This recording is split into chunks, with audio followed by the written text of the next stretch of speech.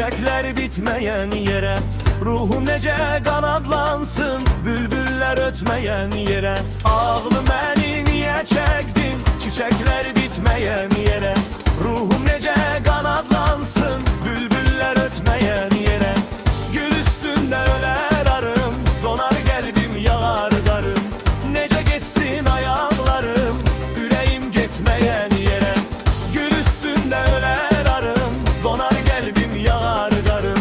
Nece geçsin ayaklarım, yüreğim gitmeyen yere. Yüzde mer dolu yüzde metin, yollar ağır yollar çetin. Yetirmeni hayanetin, elleri yetmeyen yere. Yüzde mer dolu yüzde metin, yollar ağır yollar çetin. Yetirmeni hayanetin, elleri yetmeyen yere.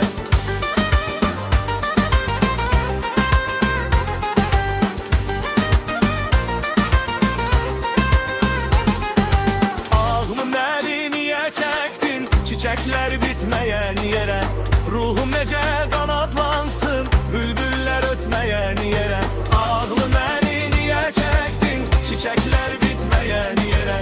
Ruhum nece kanatlansın, bülbüller ötmeyen yere. Gül üstünde öyle varım, donar kalbim yağar garım. Nece geçsin ayaklarım, yüreğim gitmeyen yere. Gül üstünde öyle varım, donar kalbim yağar garım. Nece geçsin ayaklarım, yüreğim gitmeyen yere.